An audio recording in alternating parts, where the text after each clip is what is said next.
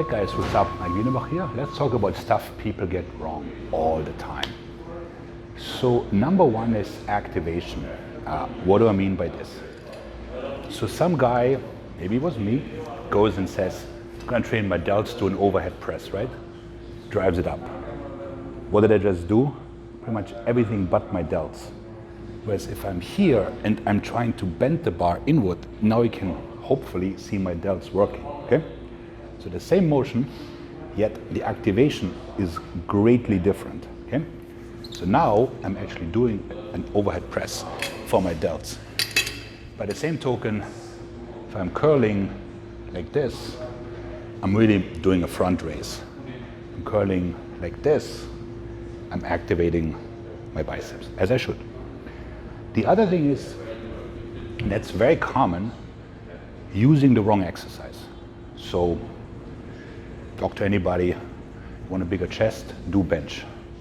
Why? It makes no sense. So on the bench, you do this, right? Now your pecs, they do this. So if your goal is to effectively shorten the muscle, please elaborate how you're gonna do this with a straight bar. Now, of course, then here comes the argument, yeah, what about Arnold? What about Arnold? That's not an argument, okay? The idea is like, okay, this is a muscle, this is the insertion, the origin, I gotta shove it together. How can I do this best? So, for starters, I would try cable flies, right? That would work really, really well to shorten, or if you have a pec deck. And you can also do a dumbbell press or machine press, which most machines these days will guide you inward, right? So that's the example of the wrong exercise. Another thing is using all kinds of muscles a little bit. So if I'm doing a bent over row, right? Most people are like, okay, so is my lower back, a little bit of lats, and then some traps. Well, what is it? Do I want to do lats, lower back, or traps, right? Because those are very different things. So now the question is, do I want to move stuff from A to B, or do I want to look better, or do I want to use that muscle, right?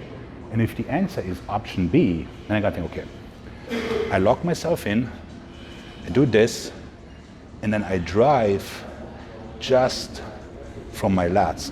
And I should be able to create tension without a weight. If I can't do this, then I haven't mastered the exercise. And that's a big failure, because if you cannot master the exercise to the point where you can do it basically subconsciously, what are you doing, right? Because then you're just moving stuff up and down, which when you do this, fine.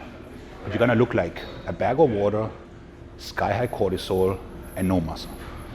And then there's setup. So, say I'm doing a lat pull down as an example,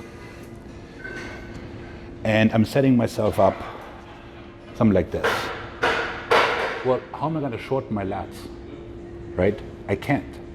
Whereas if I'm setting myself up in a position where I'm like so, and I come down here, now I can shorten my lats, because that's what I'm trying to do.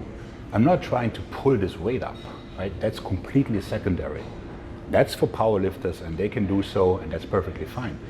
But as a bodybuilder, the goal is, how do I get most tension on that muscle, and how do I win each rep, right? So the better I'm able to produce quality reps, the better I will look. So activation matters greatly. Picking the proper exercise matters. Not using even every muscle in the body. As an example, I was doing leg curls seated yesterday, and I was getting to the point where I was lifting up my hips, and that's it. That means using other muscles now than my hamstrings, so I'm done. And then lastly is setup. So if I'm not locked down and ready to basically own each rep, I'm not gonna succeed.